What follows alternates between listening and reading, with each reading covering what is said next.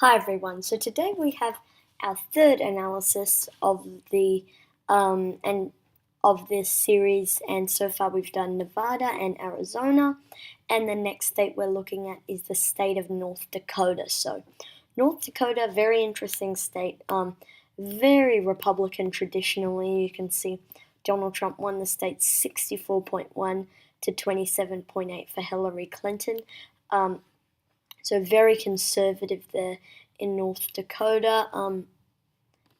It's as you can see, more Republicans voted than Democrats, obviously, in the state of North Dakota. And then we have the previous election where Heitkamp was on the ballot, as well as some polling data that we've been getting from various sites. So we start off North Dakota Senate race.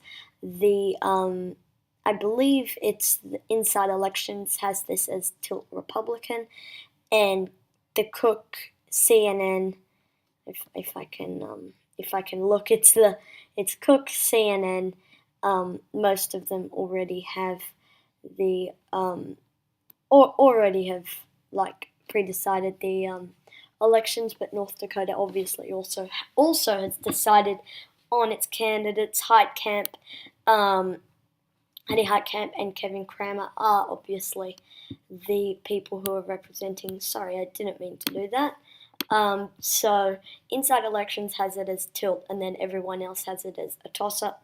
So really, basically a toss-up. Maybe give a slight edge over to the Republicans because Inside Elections has it as tilt for the Republicans. So we can see some polling data for the Crammer versus Heitkamp matchup.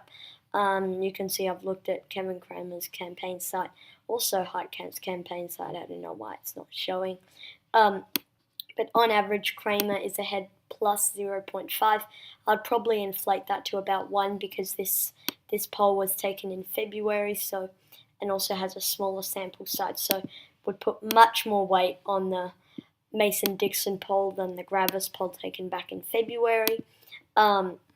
But it's ranked as a toss-up, and I think that's being a bit generous to Heitkamp, especially considering the last election she won by 0.9% against the Republican Rick Berg.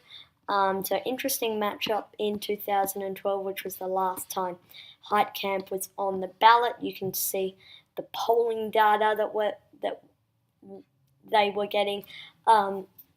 Heitkamp versus Berg. The final poll that was taken had Berg ahead by 2%, and then the poll before that had Heitkamp ahead by 2%.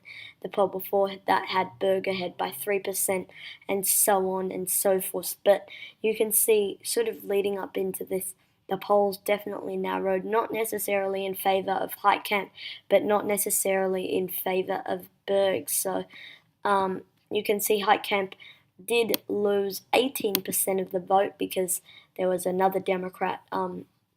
There was another Democrat before Heitkamp that was on the North Dakota Senate race in 2006 and etc. So you can see the North Dakota Senate election. We can see Heitkamp obviously wins with 99.58% of the vote, and write-in votes were 0.42, so nothing there. And obviously Heitkamp going on to win in her primary, nothing special there. And Kevin Cramer obviously able to win his primary as well. Kevin Cramer and Thomas O'Neill, everyone expected Cramer to win, and he delivered on that. So 70,000 votes to 36,000 votes. So you would say that the Republicans did very well in their primary. However, the thing is that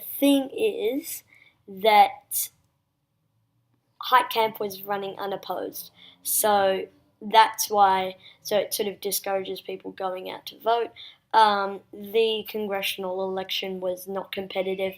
There is no governor election, and not really many signs for people to get out and vote for either candidate, especially Heitkamp. So you can see that there. And then obviously the 2016 election, Trump winning in a landslide, and if Trump is able to put his weight behind Cramer. You can see Trump hold a rally. You can see Heitkamp trying to distance himself from the president, saying in an ad, "I voted for him over half the time," and Cramer saying that Heitkamp supporting Hillary Clinton, of course. And it's just trying to tie Heitkamp to these liberal ideas. You can see all these things, and then all these other things. So not really important there, but that is very important. And then the congressional election in battleground districts. Obviously, this is not a district; it's a Senate election, but this is not very important because of that. So with all these factors covered, the polling data is pretty close, but you would probably give the slight edge for Cramer on this one. And then in her last election, she narrowly won, and compared to the last candidate, she lost 18.26% of the vote, going from Democratic NPL Party to the Republican Party, and Rick Berg, he gained 20%.